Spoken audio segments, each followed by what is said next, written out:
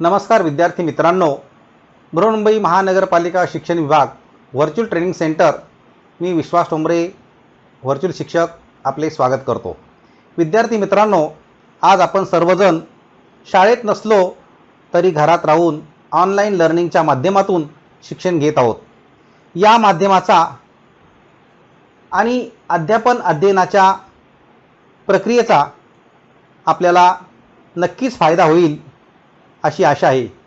त्याचबरोबर आपल्या शिक्षण प्रक्रियेत खंड पडणार नाही, म्हणूनच बृहन्मुंबई महानगरपालिका शिक्षण विभागाने हा उपक्रम सुरू केला आहे।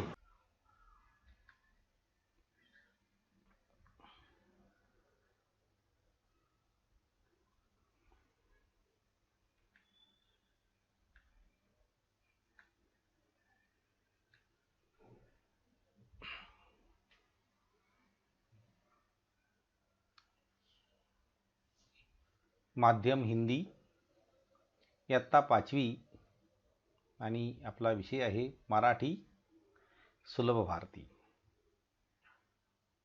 मी विश्वास ठोंबरे VTC शिक्षक।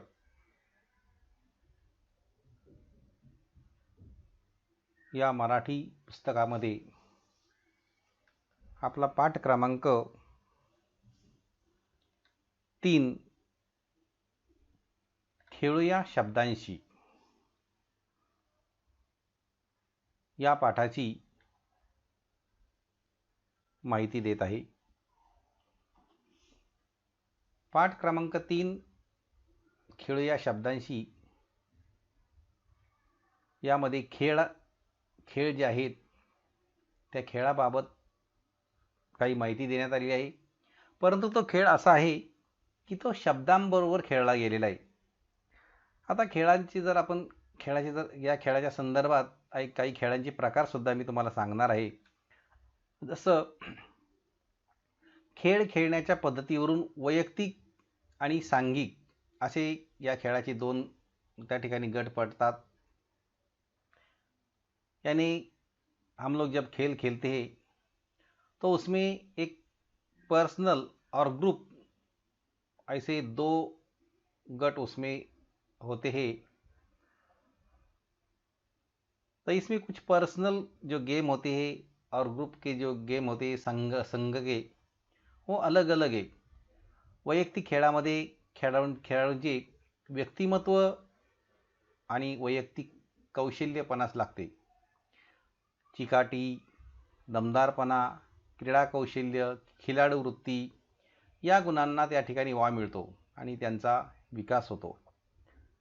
यानी हम जब पर्सनल जब खेलते हैं तो उसमें पर्सनैलिटी डेवलप हो जाती है, उसमें स्किल आते हैं और हमें जो खेलने का जो मौका मिला है उसमें जो भी बहुत सारे गुण हैं उसमें हम आगे बढ़ते हैं। ऐसे यहाँ डेवलपमेंट यानी पर्सनल की जब बात आती है तो वहाँ डेवलपमेंट होती है। आता या खेळांच्या प्रकारामध्ये कोणते कोणते खेळ येतात? टेनिस आहे, बॅडमिंटन आहे, टेबल टेनिस आहे, कुस्ती आहे, मुष्टियुद्ध अशा सर्व प्रकारच्या वैयक्तिक मैदानी शर्यती वैयक्तिक खेळांच्या प्रकारात येतात। म्हणजे इथे पर्सनल जो खेल है जैसे टेबल टेनिस, बैडमिंटन, कुस्ती, मल्लखांब अशा प्रकार के खेल, ऐसे खेल उसमें आते हैं और ये पर्सनल खेल होते हैं। इसमें पर्सनल म्हणजे पर्सनॅलिटी डेव्हलपमेंट हा एक भाग त्याच्यामध्ये येतो। सांघिक जे खेळ आहेत त्या खेळामध्ये अनेक खेळाडूंचा संघ असतो आणि तो संघ दुसऱ्या संघाशी सामना करत असतो। सांघिक खेळामध्ये सांघिक भावना, सहकार्य, नेतृत्व यासारख्या गुणांना त्या ठिकाणी वाव मिळतो आणि त्यांचा विकास होत असतो। सांघिक खेळ अनेक प्रकारचे आहेत, यामध्ये क्रिकेट आहे, हॉकी आहे, फुटबॉल आहे, कबड्डी आहे, अशा प्रकारचे खेळ हे सांघिकमध्ये येतात। यानी संघ के जो खेल होते हैं उसमें एक खिलाड़ी यानी हम खेलते नहीं। उसमें ग्रुप रहता है, और ग्रुप जैसे क्रिकेट, हॉकी, फुटबॉल, कबड्डी ऐसे खेल में होता है। हे झाले खेळांचे प्रकार. परंतु आपण शब्दांशी खेळतोय, तो आपण नंतर भाग बघणारच आहोत. परंतु या खेळाबाबत माहिती आपल्याला असायलाच पाहिजे. आता इथे काही फासे आहेत, फाशांचे खेळ म्हणतात. या खेळांच्या प्रकारामध्ये आणखी काही फाशांचे खेळ आहेत. आपण हल्ली तर मोबाईलवर लोक लुडो वगैरे अशा प्रकारचे खेळ खेळतात. म्हणजे त्याला ते एक प्रकारची त्या ठिकाणी ते फाशांचे खेळ आहे. आता या फाशांच्या साह्याने खेळावयाचे विविध खेळ आहेत. ते कोणकोणते असतात? जसं फासा म्हणजे काय? नक्की फासा म्हणजे काय? फासा म्हणजे सामान्यपणे छोटासा चौरस किंवा आयताकृती ठोकळा येतो. या ठोकळ्याच्या 6 बाजूवर एकापासून 6 पर्यंतचे ठिपके काढलेले असतात. ते अशा रीतीने की कोणत्याही 2 विरुद्ध बाजूवरील ठिपक्यांची बेरीज 7 भरावी. असे 1 वा 2 वा अधिक फासे हातात किंवा फासे पात्रात घेऊन ते खुळखुळून सपाटच्या पृष्ठभागावर टाकतात. नंतर फाशांच्या वरच्या भागावरील ठिपक्यांची संख्या मोजतात. त्याला दान पडणे असे म्हणतात. आता हा जो खेळ आहे फाशांचा, आपण माहिती लुडो खेळतो. त्यानंतर आणखी सुद्धा एक चंपल म्हणतात त्याला, चंपल पाणी, अशा प्रकारचे अनेक खेळ याच्यामध्ये येतात. आणि आता खरं म्हणजे प्रत्यक्षात खेळ न खेळता मोबाईलवरच अशा प्रकारचे या फाशांचे खेळ खेळले जातात.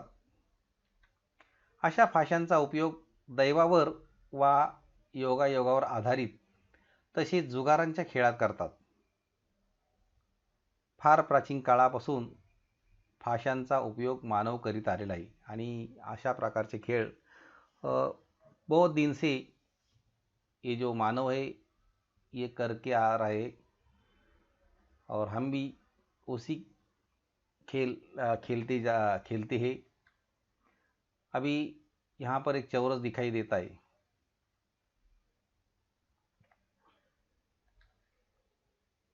आता यामध्ये काय सांगितलं की ग्रीक तत्ववेत्ता सोफोक्लीज याच्या मते ग्रीसमधील पॅलॅमिड्सने इसवी सन पूर्व सु 1244 मध्ये फाशांचा शोध लावला. तर ग्रीक इतिहासकार हेरोडोटसच्या मते लिडियन लोक हे फाशांचे शोधक होते. आता इथे अशा प्रकारचे या चौकानामध्ये काही फासे दाखवले गेलेले आहेत. जसे इथे बघा, आता इथे हा खेळ आहे आणि या खेळाची सुरुवात इथे एक जण खेळत असतो.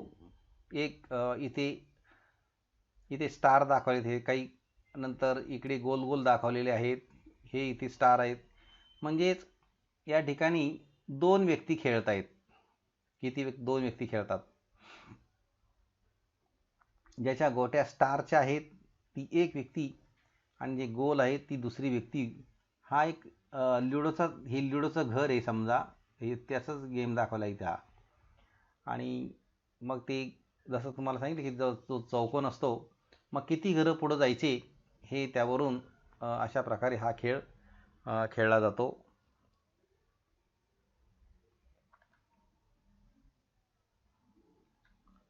त्यानंतर आणखी पुढचा एक खेळ आहे तो म्हणजे सापशिडीचा खेळ. आता हा सापशिडीचा खेळ कसा खेळला जातो, इथे सुद्धा काही बघा तुमच्यासमोर चित्र दाखवले गेलेले. हे 1 2 3 4 5 6 7 8 9 10 11 12 अशा प्रकारचे अंक आहेत. म्हणजे हे जे अंक आहेत 21 नंतर 31 40 41 ते 50 51 ते 60 61 ते 70 आणि 71 ते 80 81 ते 90 आणि 91 ते 100 अंकापर्यंत अंक या चौकोनामध्ये, या चौरसामध्ये आहेत.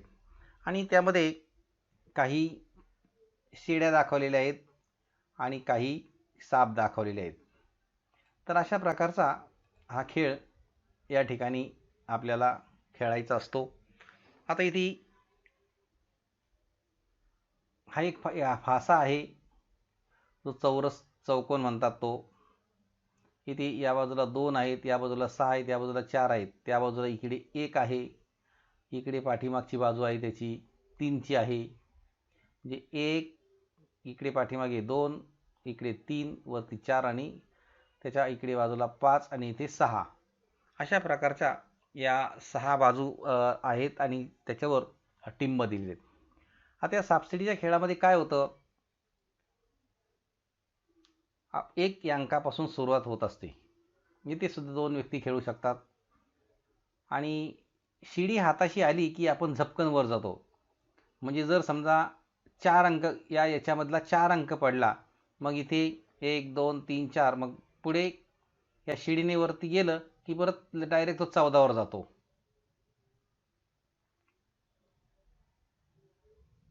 त्यानंतर त्याला जर समजा नंतर पुढे काय सांगितलं, आणि सापानं गिळलं की दणकन खाली आदळतो. आणि जर समजा पुन्हा जर त्याला 1, 2, 3 अंक पडले तर काय होतं, त्याला साप त्याला गिळून घेतो आणि पटकन तो मग कुठे आला, 7वर आला. अशा प्रकारचा हा खेळ आहे. आता इथे 2 खेळाडू खेळू शकतात. आता हा जो खेळ आहे सापशिडीचा, हा 13व्या शतकातील भारतीय कवी संत ज्ञानदेव यांनी कवड्या व फाशाचा उपयोग करून एक खेळ तयार केला. यात खेळाडू शिडीचा उपयोग करून वर चढणार आणि सापाच्या तोंडी आल्यावर खाली उतरणार. शिडीच्या साह्याने वर चढणे हे चांगले समजले जाई, तर सर्पदंश ही अनिष्ट गोष्ट समजली जात असे. हा खेळ सापशिडी या नावाने अद्यापही लोकप्रिय आहे आणि अशा प्रकारे या खेळाची एक ख्यातीसुद्धा आपल्याला इथे सांगितली गेलेली. म्हणजे खेळाच्या प्रकारामध्ये जसं शब्दांचाच खेळ नाही, तर इतरसुद्धा आपल्याला खेळ माहीत असायला पाहिजेत.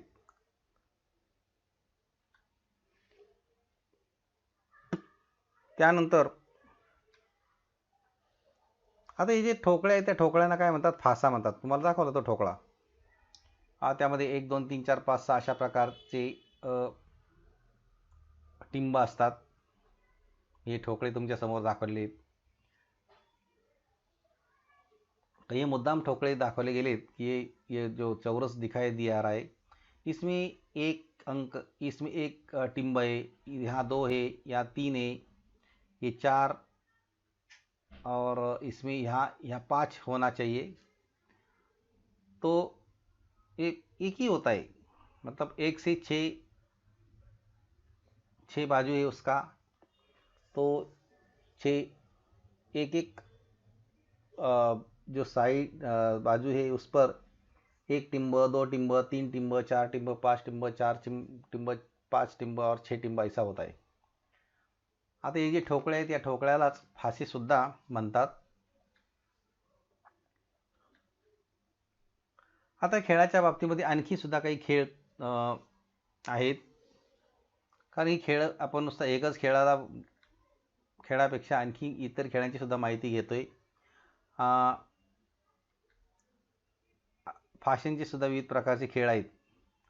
जसं इकडे डाव्या बाजूला बघा, लेझीम आहे, सापशिडी आहे, भोवरा, सागरगोटे, गजगे, चोरचिठ्ठी, पिदवणी, खुपसणी, भातुकली, विटीदांडू, शिवाजी म्हणतो, कांदाफोडी, सूरपारंब्या, गोट्या, डब्बा ऐसपैस, लपंडाव, लगोऱ्या आणि आंधळी कोशिंबीर अशा अनेक प्रकारचे खेळ हे यामध्ये आहेत. वैयक्तिक, सांघिक अशा प्रकारचे खेळ आहेत. आता या खेळांमध्ये इथे आणखी काही सांगितलं की काचा पाणी, वाघ बकरी, अष्टचमा, चौपार, सापशिडी, चतुरंग, पचिसी, नवकंकारी, मिकाडू, सारीपाट ही सारी प्राचीन खेळांची समृद्ध परंपरा आपल्याला लाभलेली आहे. जमिनीवर पळ टाकून हे खेळ खेळले जात असत. आता यामध्ये महाभारत किंवा मध्ययुगीन काळात सोंगट्या, पट, फासे किंवा कवड्या यांच्या साह्याने असे बैठे खेळ खेळले जात असत. चौरस, आयताकृती ठोकळे, शिवाय पिवळ्या, तांबड्या, हिरव्या, काळ्या अशा विविध रंगी सोंगट्यांचा यासाठी वापर होत असे. मेंढीच्या घोट्याच्या हाडे, हस्तिदंत, लाकूड, दगड, धातू, काचा, मौल्यवान रत्ने यापासून सोंगट्या किंवा फासे बनवले जात असत. चपळता बौद्धिक विकास याबरोबर सांघिक भावनाही त्यातून वाढीला लागत असे. तर अशा प्रकारचे हे अनेक खेळ हे प्राचीन काळापासून खेळले जात होते आणि त्यामध्ये हे फासे पूर्वीपासूनच या खेळामध्ये होते. ते वेगवेगळ्या प्रकारचे फासे तयार केले जात होते, त्या सोंगट्या तयार केल्या जात होत्या. आता इथे आपल्या पुस्तकातलं चित्र आहे. आता ही जरी खेळाच्या संदर्भातली थोडीशी बाहेरची माहिती. आता इथे आपल्या पुस्तकामध्ये चित्र दिले की आणि त्यात लिहिलंय की खेळू या शब्दांशी, असा एक भाग इथे आहे, खेळू या शब्दांशी. आता इथे जर आपण इथे सुरुवात केलेली आहे, इथून काय झाली, सुरुवात झालेली आहे. मग सुरुवात जर केली बघा काय, आ इ ई उ ए ऐ ओ औ अम पर्यंत आलेले. आणि मग पुढे क ख ग घ च छ ज झ ट ठ ड ढ त थ द ध न प फ ब भ म य र ल व श श स ह क्ष ज्ञ. आता याच्यामध्ये काही शब्द आलेले नाही आहेत. आता काही शब्द आलेले नाहीत यामध्ये. इथे अच्या नंतर ओ ओ औ आणि आ हा एक शब्द आलेला नाही आहे, आ. त्यानंतर आणखी एक शब्द आलेला नाही आहे, त थ द ध न, म्हणजे न एक शब्द आलेला आहे, न बाणाचा. आणि ळ य ळ एक शब्द यामध्ये आलेला नाही आहे. म्हणजे हे जे तीन शब्द आहेत, या तीन आ न ळ या तीन शब्दांपासून, म्हणजे पहिलं जे अक्षर आहे हे जर पहिलं अक्षराचा असा कोणताही मराठी भाषेमध्ये शब्द नाही आहे. जसं खेळ, ळ शेवटी आला दुसऱ्या नंबरला, पण पहिल्या नंबरला आला का नाही. बाळ, ळ दुसऱ्या नंबरला आला पण पहिल्या नंबरला आला का नाही. काळ, ळ दुसऱ्या नंबरला आला, पहिल्या नंबरला आला का नाही. माळ, ळ दुसऱ्या नंबरला आला पण पहिल्या नंबरला आला का नाही. म्हणजे ळ या अक्षरापासून शब्द सुरू होत नाही, हे इथे समजले आपल्याला. आता न बाणाचा एक शब्द आहे, न बाण, बाण, म्हणजे न पासून इथे सुद्धा असा कोणताही शब्द येत नाहीये. आणि हे झाली आपली जी अक्षर आहेत, ती अक्षरं मी आता सांगितली. आता याच्याशिवाय इथे काही चित्र सुद्धा दाखवली गेलेली आहेत. आता खेळाची सुरुवात मात्र इथून सुरू झालेली आहे. आता इथे या चित्र जर पाहिली आपण, हे घराचं चित्र आहे, एक मुलगी आहे, ऊस आहे, औषध आहे. हे पुढचं चित्र काय आहे, अंगठा आहे. पुढचं चित्र गवत आहे, अननसाचं चित्र आहे, इमारत आहे, कमळ आहे, ओठ आहेत, बाण, छत्री, जहाज, चमचा, ससा, हरिण, नळ, बदक, फणस, मगर, डमरू, मुसळ, वजनमापी, धनुष्य, पतंग, शहामृग आणि तलवार. अशा प्रकारचे हे शब्द त्यामध्ये आपल्याला दिसत आहेत. हा जो खेळ आहे, या खेळाची सुरुवात इथून दाखवली गेली की गोल दाखवला आहे आणि तिथून ती सुरुवात त्या खेळाची हे केली जाते. आता चित्रामध्ये काही अक्षर आहेत आणि काही चित्रसुद्धा दाखवले गेलेत. खेळाची सुरुवात जी आहे ती अ पासून करायची आहे असं सांगितलं गेलेलं आहे.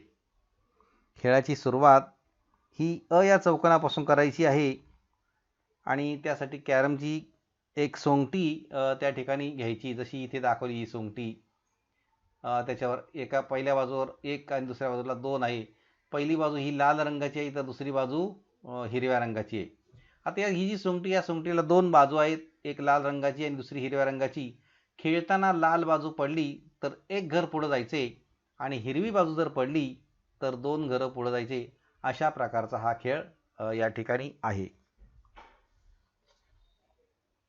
आता आपण इथे बघूया, सुरुवात करूया. इथे सुरुवात जर केली, बघा इथे दोन घरं पुढे आलं म्हणजे इथे दोन लाल रंग आहे, एक घर पुढे आलेलं आहे म्हणजे एकच बाजू आली. त्यानंतर इथे पण एक घर पुढे सरकलेलं आहे. नंतर हिरवे मात्र दोन घरं पुढे सरकतात. इथे पण दोन घरं पुढे सरकतात हिरवा. म्हणजे ही सोंगटी जशी पडेल त्यानुसार या गोट्या चालवायच्या आहेत आणि ती घरं सरकायची आहेत.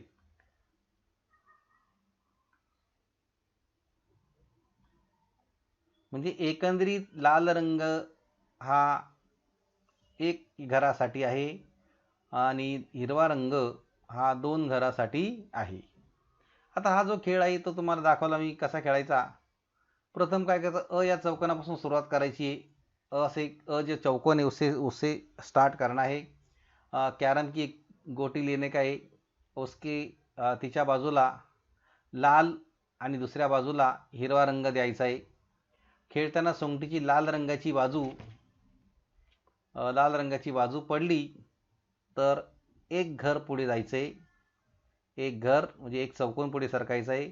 आणि सोंगटीची हिरव्या रंगाची जर बाजू पडली तर दोन चौकोन म्हणजे दोन घरं पुढे जायचे.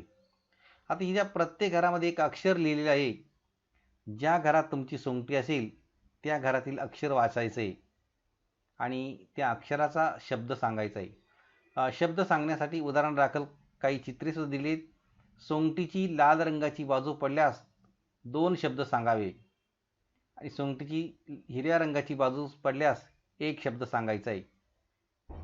ज्या खेळाडूला शब्द सांगता येणार नाही त्याची संधी जाईल. जो सर्वात आधी ज्ञ अक्षरावर पोहोचेल तो जिंकेल. हा खेळ गटागटात घ्यावा. प्रत्येक गटाला एक एक सोंगटी द्यावी आणि विद्यार्थ्यांना पुस्तकातील पृष्ठ उघडून खेळ खेळण्यास सांगावे. म्हणजे याचा अर्थ इथे जी सूचना करण्यात आलेली आहे त्या सूचनेप्रमाणे जर खेळ खेळण्याचा प्रयत्न केला तर लाल रंग जर पडला तर एक घर पुढे जायचे, परंतु त्या ठिकाणी शब्दसुद्धा वाचन करायचे ते दोन शब्दाचं. आणि ते दोन शब्दाचं वाचन करत असताना दोन त्याचे शब्द सांगायचे आहेत. म्हणजे इथे सांगितलं एक अक्षर लिहिलं, त्या घरातील अक्षर वाचायचे. प्रत्येक घरात एक अक्षर लिहिलेलं आहे आणि ज्या घरात तुमची सोंगटी असेल त्या घरातील अक्षर वाचायचे. आता उदाहरण म्हणजे जर सांगायचं झालं तर आपण जर पाहिलं तर यामध्ये बघा इथे आता इथून सुरुवात केली, सोंगटी पडली आपली आणि म्हणून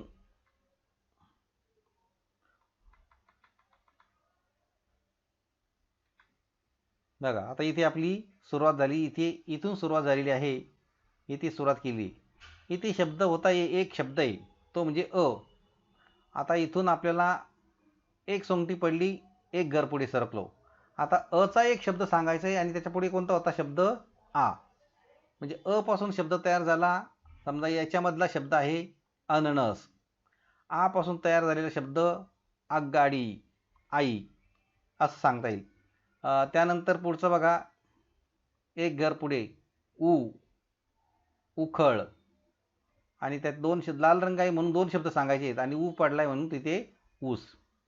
आता हिरवा शब्द बघा, इथे हिरवी सोंगटी पडलेली आहे आणि ती दोन हिरव्या सोंगटीमुळे काय होतं, दोन घरं पुढे गेलेले आहे. दोन घरं पुढे म्हणजे आता इथे ओ आऊ एकच शब्द सांगायचा. काय आला, आऊ वर गेलं तर म्हणजे औषध. आऊ वर गेलं म्हणजे औषध. आणि जो पुढे पटपट पटपट या जो ज्ञ आहे या ज्ञपर्यंत त्याचा शेवट होईल तर तो त्या ठिकाणी जिंकत असतो. अशा प्रकारचा हा खेळ इथे आहे. आणि जिथे ती ज्या रंगाची सोंगटी पडेल तेवढी घरं पुढे जायची आणि त्यातले शब्द सांगायचा आहे. ती लाल रंगाची सोंगटी फक्त एकच घर पुढे जाते, पण शब्द सांगायचे आहेत दोन. हिरव्या रंगाची सोंगटी दोन घरं पुढे जातात, पण शब्द सांगायचा आहे एक. तर अशा प्रकारचा हा खेळ आपल्याला खेळायला येऊ शकतो.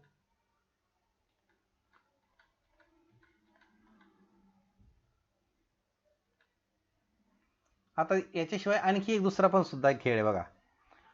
असा एक चौकोन दाखवला शब्दांचाच खेळ हा सुद्धा. इथे नावं शोधा आणि तक्ता पूर्ण करा. नावं शोधायची याच्यातली. हा एक तो वेगळा खेळ आहे. हा सुद्धा एक वेगळा खेळ आहे. आता इथे जी नाव या चौकानामध्ये काही राज्यांची नावं दिलेली आहे. त्या त्या राज्याचं नाव शोधायचं आहे. एक उदाहरण म्हणून एक नाव शोधून दाखवलेलं आहे. जसं महाराष्ट्र हे नाव अशा पद्धतीने शोधलं आणि त्याला हे केलेलं आहे. पण आता पुढचं नाव जर शोधलं आपण, कसं शोधायचं, याच्यावरून चौकोनावरून नाव शोधायचंय बघा. दुसरं नाव काय शोधलं? गोवा. तिसरं नाव बिहार. चौथं नाव गुजरात. 5 नंबर बंगाल.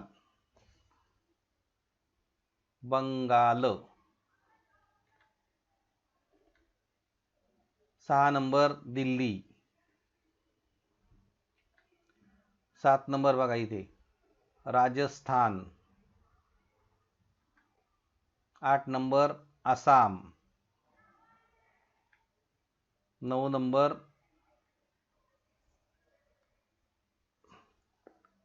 मध्य प्रदेश. अशा प्रकारची आपण नावं या चौकानात शोधलेली आहे. ही सुद्धा एक नावांची गंमत आहे. आणि हा सुद्धा एक खेळ आहे की चौकानामध्ये शब्द दिले जातात आणि त्या शब्दांवरून आपण म्हणजे अक्षरं दिलेली असतात. अक्षरावरून आपण शब्द तयार करायचे असतात. शब्द शोधायचे असतात कोणत्या प्रकारचे. मग इथे फळांची नावं अक्षरं दिली जातील. फुलांची अक्षरं दिली जातील. गावांची, मुलामुलींची अक्षरं दिली जातात. म्हणजे कोणतीही अक्षरं त्यावरून आपण नावं शोधू शकतो. तर अशा प्रकारचे तक्ते शोधून सुद्धा आपण हा अक्षरांचा खेळ, आपल्याला शब्दांचा खेळ खेळता येईल. आता इथे सुद्धा एक पुस्तकामधल्याच जसं काय एक थोडं म्हणजे त्याच टाईपचा त्याच प्रकारातला हा खेळ आहे. उसी प्रकार का ये खेल यहाँ पर दिया हुआ है. जैसे इसमें क्या क्या दिया है, यहाँ भी अ, ह, क, का, ळ, मो, पो, र, ब आणि ची अशा प्रकारची काही अक्षरं घेतलेली आहे. आपल्या पुस्तकामध्ये जी अक्षरं घेतली ती मोठ्या प्रमाणात म्हणजे अगदी अ पासून ते न्य पर्यंतची सगळी अक्षरं त्यामध्ये घेतलेली आहे. अ से न्य तक सभी अक्षर यहाँ अपने किताब में लिया गया है. लेकिन यहाँ एक छोटा सा एक खेल यहाँ दिखाई देता है कि इसमें भी हम नाम ढूंढने का है हमें. जैसे आता इथे बघा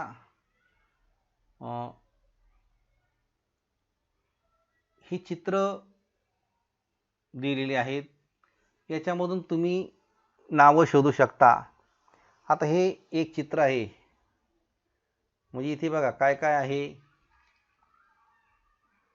इथे नावं सांगू शकतो. जसं का म्हणजे कावून सांगायचं आहे कावळा. नंतर इकडे मो शब्द आहे. मोहून सांगू शकतो आपण मोर. त्यानंतर इकडे आणखी पो आहे. पोहून सांगायचं आहे पोपट. ह्यांची चित्रसुद्धा इथे दिलेली आहे. इकडे बघा ची आहे. चीवरून सांगू शकतो चिमणी. नंतर इथे ब आहे. बवरून सांगू शकतो बदक. तर अशा प्रकारे म्हणजे वेगवेगळ्या प्रकारात आपण या खेळ आपण सांगू शकतो आणि अक्षरं त्यातून शोधायची आहेत. मग ती अक्षरं 2 असतील 3 असतील आणि आपला खेळही होऊ शकतो आणि आपल्याला अक्षराचं ज्ञानसुद्धा त्यातून मिळू शकतं. म्हणजेच खेळूया शब्दांशी हा जो आपला पाठ आहे नुसतं खेळण्यासाठी नाही, तर आपल्याला जी अक्षर आहेत त्या अक्षरांची ओळख ही त्यामधून होत असते, हे इथे दाखवलं गेलेलं आहे. म्हणजे इथे चित्र आणि अक्षर शब्द हे यावरून आपल्याला खेळ खेळता येतो.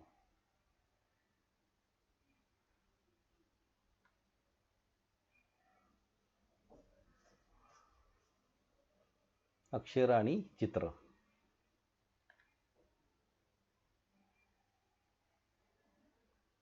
मोर, कावळा, चिमणी, बदक, पोपट अशा प्रकारची ती अक्षरं होती आणि त्यांची ही चित्र या ठिकाणी दाखवली गेलेली आहेत. तुम्ही सुद्धा अशा प्रकारचा खेळ खेळायचा आहे. वर्गामध्ये सुद्धा तुम्ही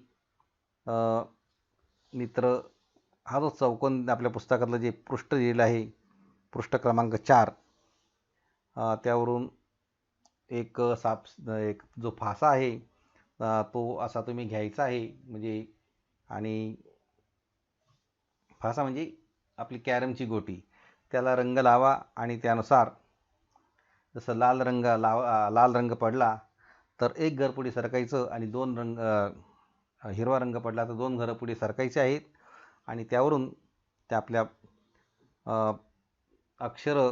त्या अक्षरावरून आपण नावं सांगायची आहेत. तर अशा प्रकारचा खेळ या घटकाची बरीचशी माहिती देण्याचा प्रयत्न करण्यात आलेला आहे.